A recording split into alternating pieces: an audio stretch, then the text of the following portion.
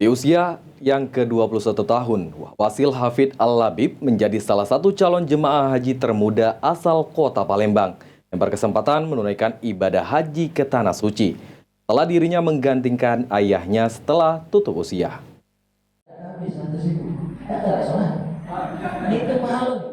Inilah Wasil Hafid Al-Labib, pria kelahiran 13 Mei 2022, salah satu calon jemaah haji termuda asal kota Palembang.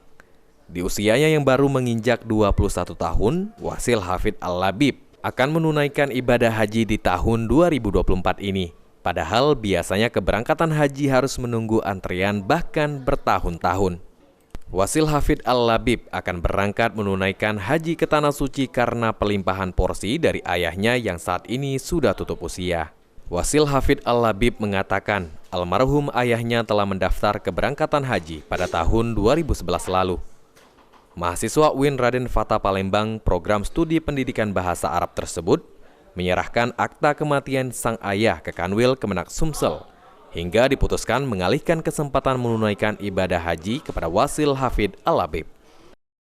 Karena dari bimbingan manasik ini, alhamdulillah udah mulai ada gambaran tuh yang mana harus diprioritaskan terlebih dahulu, mana yang harus dijeda dulu. Karena Wasil alhamdulillah masuknya tergolong muda, jadi pasti Wasil akan ada partisipasi untuk bantu-bantu saudara-saudara yang lebih tua dari Wasil.